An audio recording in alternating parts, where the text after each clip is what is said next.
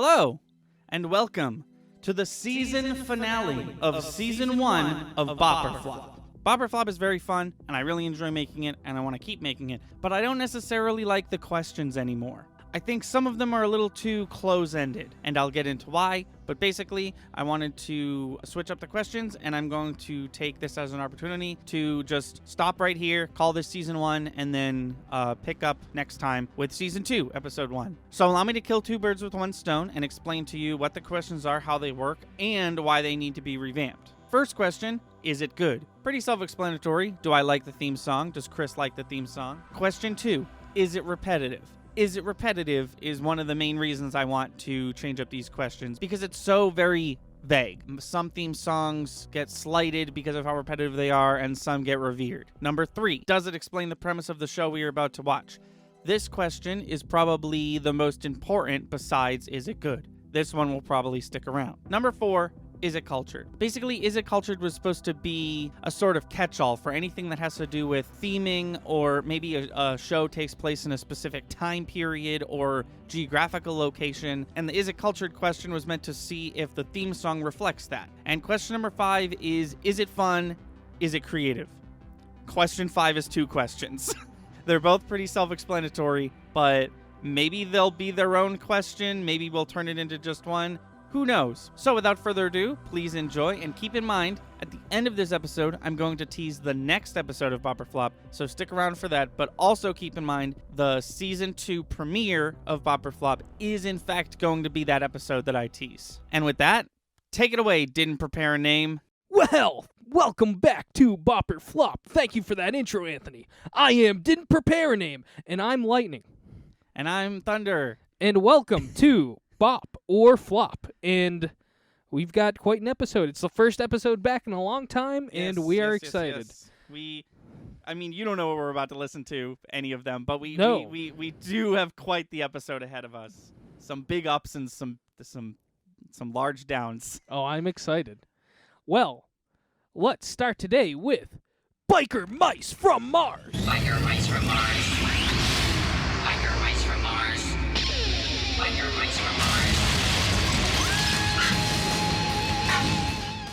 And that was that. That was that. I have a few things to say about this. I'm sure you do. I also have a few things to say. Should we let them come naturally in the questions, or? Uh-huh. Right. Biker Mice from Mars theme song was written by William Kevin Anderson. Question number 1.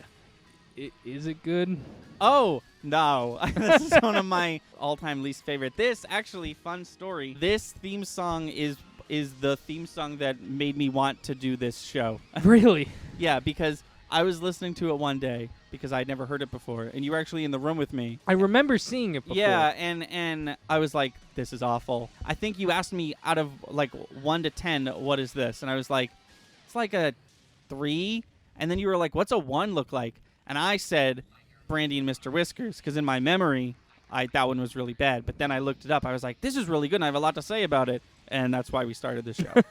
I love this theme song. It's the show that's bad. Okay. I do not like the show. Perfect example, Big Bang Theory.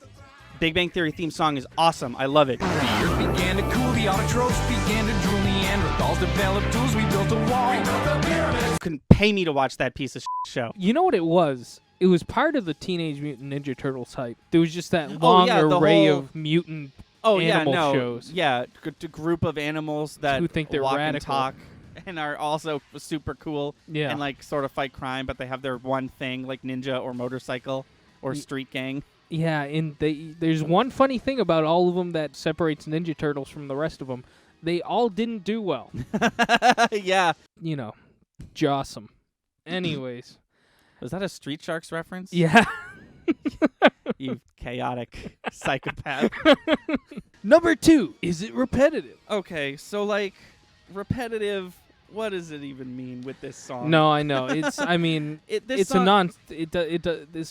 question doesn't add up with this song. There's no lyrics. So there's no room for the lyrics to be repetitive. I guess we could check the chordal structure if we wanted to. No, we're good.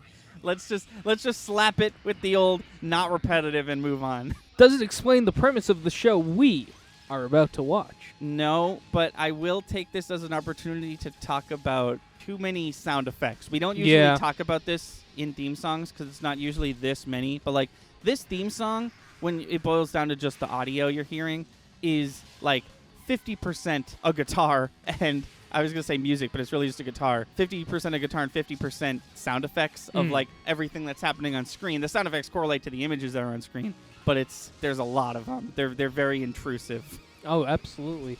The lasers that are, like, double the volume of the music.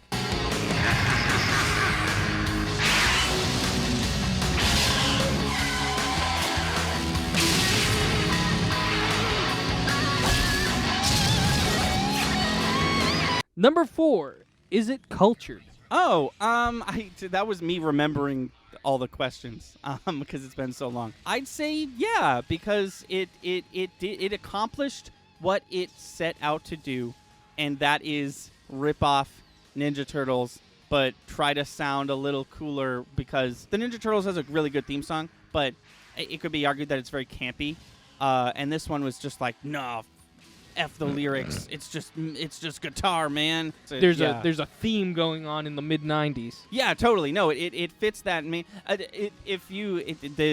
Clearly this show came out in the mid '90s, and you can feel that in the theme song. Is it fun? Is it creative? Is it fun? Is it creative? I would say no to both. I agree. I'd say that to a certain person in a certain time period, I would hear an argument for fun, you know? I guess. Cheap fun. Cheap Off-brand Kmart fun. Yeah, I mean, which is still fun to some people, you know? Yeah. So I would, given the appropriate time period, I would hear an argument for fun. But as of 2020 and our web show, I would say no to both. I agree. Creative, never, because it's clearly from start to finish a rip-off of things that have come before it. And it's also like, I'm hard-pressed to give... It's got to be a really good instrumental theme song for me to give it a yes for is it fun, is it creative?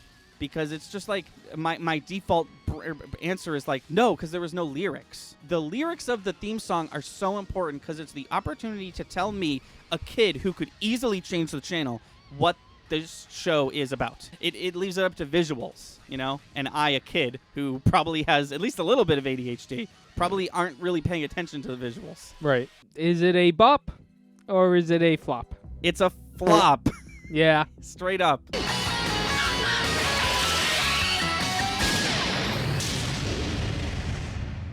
Next up, we have the Flintstones theme. Flintstones, meet the Flintstones. They're the modern Stone Age family. From the town of Bedrock, they're a page right out of history. All right, and that was the Flintstones. Wow, a long run for an old show. 1960 to 1966. Wow, not bad. Is that our oldest yet? I think so. Spider-Man. 67. Wow. So, yeah. Flintstones had just ended. Blew it out of the water as our oldest so far. The Flintstones theme song was written by Hoyt Curtin. All right, question number 1. Is it good? Yes. Yeah, it's definitely good. As made evident by the fact that I couldn't stop moving and singing along to it. Nobody could. You could hum this on the bus right now, and everybody's going to sing it with you. I mean, this was a revolutionary one. I got excited when I saw you type it in. Yeah. Question number 2.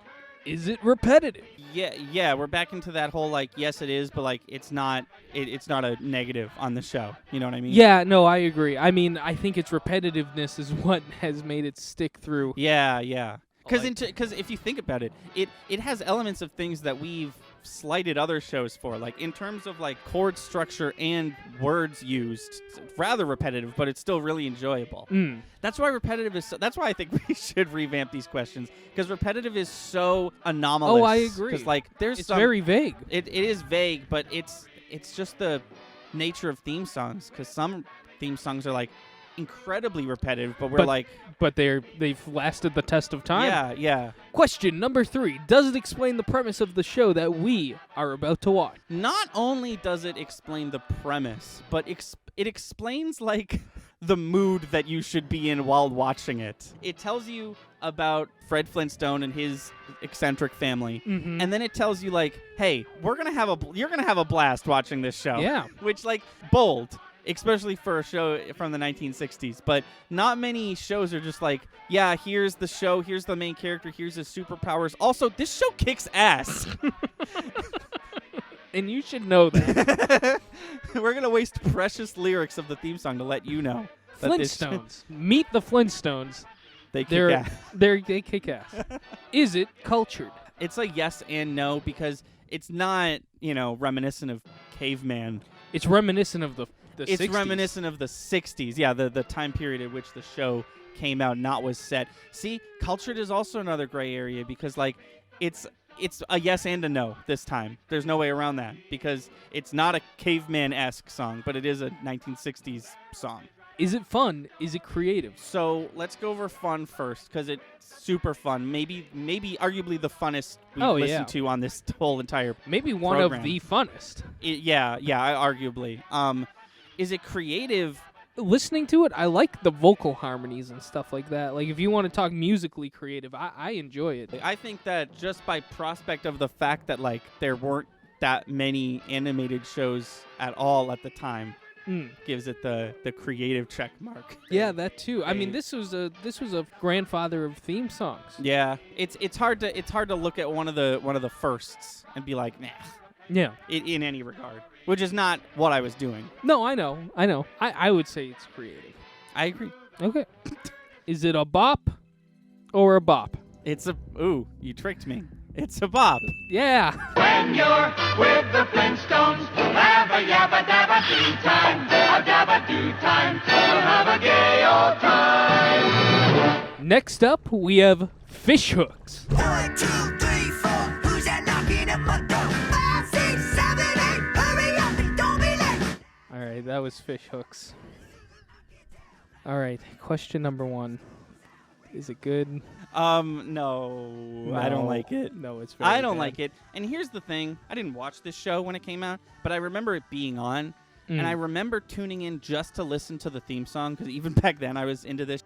I remember not liking it then, and I gave it another try recently, and I'm giving it another try now, and I just still don't like it.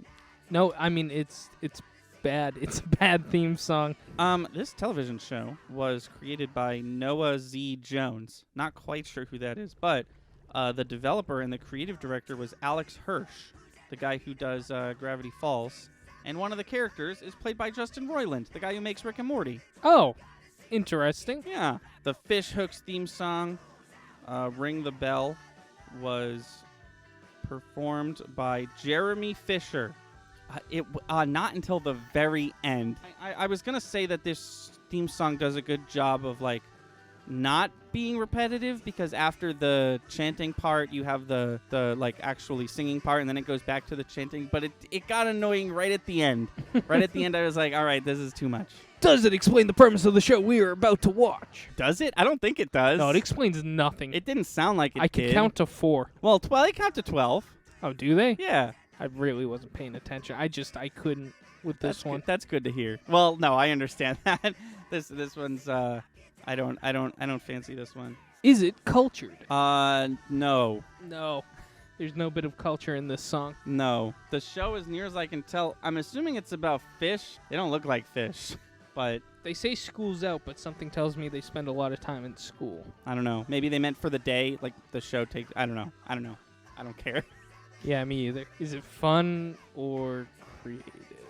So it's definitely not creative. The chanting is not creative, and the la la la's part is not creative. Once again, I don't think it's fun. I just No. think it's sort of annoying. Me but too. I would hear someone's argument for why they think it's fun. But as far as I am concerned, and as far as this show is concerned, I do not think it's fun. No. Me either. Is it a bop or flop? It's a flop. Yeah. Clap your hands, lift your hands. School's out, ring a bell. Ladies and gentlemen, Danny Phantom. Young Danny Fenton, he was just 14 when his parents built a very strange machine. It was designed to view a world unseen. All right, and that was Danny Phantom. Yay! Yeah, that's a good one.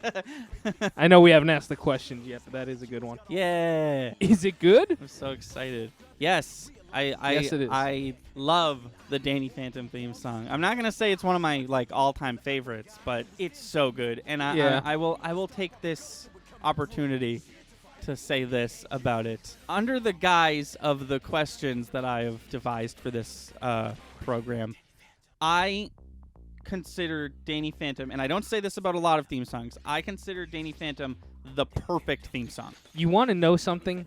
I was thinking that too. Really? Yeah. Like before, as I was typing it, no, or while we were watching it. Yeah. Yeah. Because it hits all the marks. I don't think it's going to get a single down. Do you want to break tradition and just like without talk about Danny Phantom without the questions? Yeah, we could talk about it. It does everything, dude. I always talk about how the theme song needs to explain what happens before episode 1. Like, the theme song needs to act as episode 0, essentially. And this theme song literally is episode 0. Yeah. Half of it is episode 0. Half of it is explaining his superpowers, which is arguably important information if you're jumping in the middle, right? As one would if they just caught an episode on television. Yeah, I mean, you could really just jump in anywhere with this show, understanding exactly what he's going to be doing because of the theme song. Yeah, you get a feel for the character's attitude. You get a feel for the parents. You get a feel for like his role in this world and like why he's the main character and not someone else. Right. You know exactly what he does. It's not repetitive in the slightest. It is an incredibly enjoyable theme song from start to finish. For lack of a better term, it's a rap. Yeah. Rap is a genre, right? And genres by default are going to have people who like it and don't like it. And I feel like people who dislike rap music could still get down on the Danny Phantom theme song. Sure. Yeah, I don't know. I mean, you understand every aspect of the show. It's fun. It explains a lot, and it is creative. That wasn't easy to explain an entire setup of a TV show in a minute-long segment. No, but they did it, and they kept it interesting, and they kept me, a 5-year-old kid's attention, maybe 7 or 8. They kept my attention. The music's going to get stuck in my head, which is like half the point of these things. Oh, yeah. Because they're just commercials. Right. You want a theme song that's annoying, for lack of a better term, enough to get caught in your head so that next time you're channel browsing, you can be like, oh, Danny Phantom, I've been humming his theme song all week. Yeah. So I'll tune into him. Yeah, I just really, I didn't think Danny Phantom would show up this early. But I really just wanted to highlight Danny Phantom because I like Danny Phantom, but say what you will about the television show itself, like it or hate it, this theme song or intro or whatever you want to call it is like perfect. I said it earlier and I'll say it again. This is the perfect theme song. And I don't say that about a lot of them. The Danny Phantom opening was performed by Derek Batiste and Guy Moon. Is it a bop or a flop? It's a bop. Yeah. And if there was ever anything, you know what? Ask me again. Danny Phantom, is it a bop or a flop? Danny Phantom gets the brand new, I just came up with this, above bop. It is perfect. It gets a perfect. It's not a bop or a flop or a whatever the hell was in the middle. It's a perfect.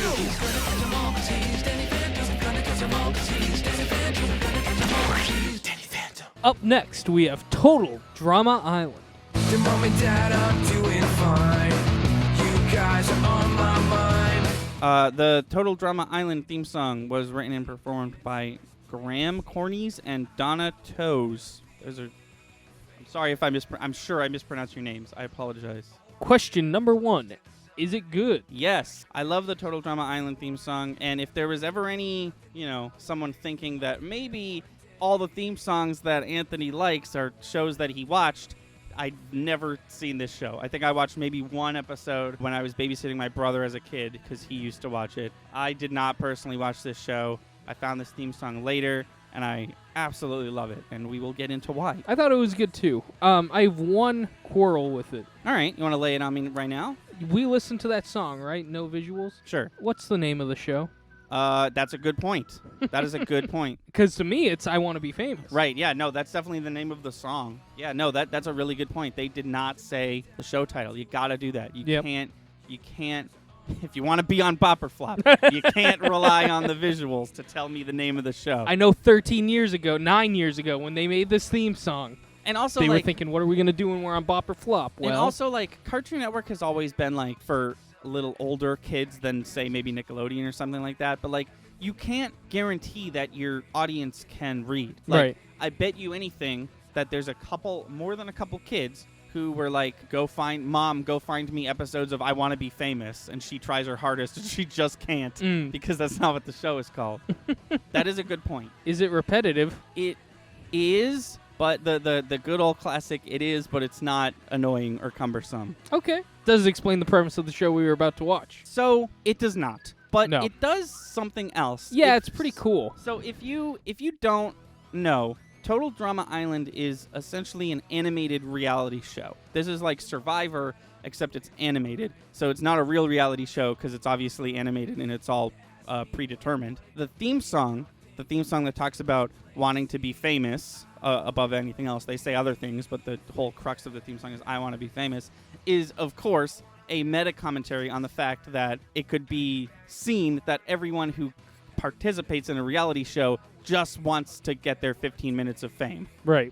out of this. Some of them, I will say, some people who go on reality shows genuinely could use the money and are like, I need to win $10,000 or whatever. Most, I'd say like 90% of reality show contestants just sort of want to get their name out there. Yeah, I'll tell you, it's an interesting concept for a cartoon, though. A predetermined reality show. Yeah, totally. No, I think I would have watched this. I just didn't. Yeah. Is it cultured? I'd say yes for all the reasons I just said. Not only does it remind me of the time period the show came out with its musical stylings and whatnot, but I feel like the theme song writers were like, let's write a theme song for a reality show that is a commentary on reality shows, and our theme song will reflect that.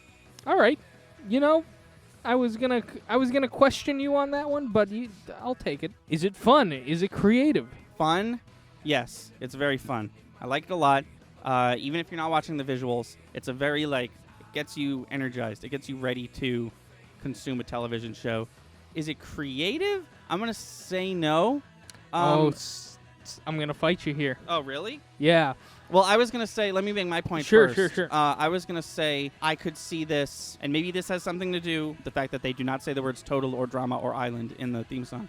But I feel like this theme song, as good as it is, could go before a number of different theme songs. I mean, television shows. Could go before a number of different television shows. See, I'm coming at it from a different angle. I think lyrically, the fact that it's like a letter to your parents is an interesting way to get the point across of this show. That's not how I would have approached it as a songwriter, and I like it. Yeah, I didn't even... You know what? That's really interesting because I didn't even pick up on that because Total Drama Island's like a campground. Right. So not only is the lyrics commentary on people who sign up to be on reality shows, it's also from their perspective. It's also camp themed. It's from the perspective of a player of this camp-based reality show because when you go to camp, you write letters to your... Wow, this theme song... This is why I do this show. This theme song's better than I thought it was. Yeah. No, I thought that was interesting. And, as a songwriter, a lot of these... when we're dissecting these songs, I think, okay, if I was in their position and I had to write for this show, are these the decisions I would have made? Yeah. And I think, speaking for myself personally, I think this is a situation where if I was told to make the theme song for Total Drama Island, I would not do as good as they did. Right. No, well, I definitely wouldn't have gone that direction. I think it's a creative one. God, I just want to interview these people. Well, tell them to come on the show. It makes me wonder if, whose idea was that? Did the person who wrote the song actually, were they the one who decided to write it this way? Or was it the creator who was like, we want you to do a song like this? It's interesting. And we'll never know. Is it a bop or flop? It's a bop. I would agree with that. And this is definitely... I'm actually glad in retrospect that Total Drama Island was right after Danny Phantom because it really shows the difference between a perfect and a bop because this is a bop, but I wouldn't say it's perfect. No. For all the reasons we said. I mean, the number one glaring reason is you got to put the name of the show in there. Yeah, exactly.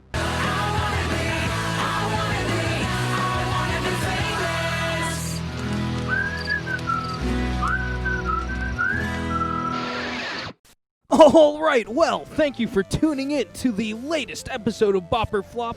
I hope you enjoyed. I'm going to have Anthony take it away for me. Thunder, tell us what you got. I would like to tease the next episode. It is going to be a a Scooby-Doo episode. And we might have a special guest, but maybe not. But we'll see. So, look forward to that. There's like 8 or 9 Scooby-Doo theme songs. I've handpicked 5 that I want to talk about, and we'll catch you next time. Yeah.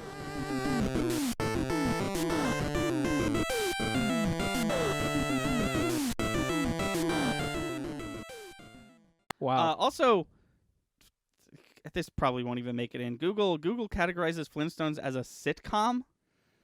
I think it was before it had a word for animated TV series. Flintstones is an American animated sitcom. I mean, it does have a laugh track. It does. That's right. I forgot about that. They did not know how to make TV back then. Anyways, on to the questions.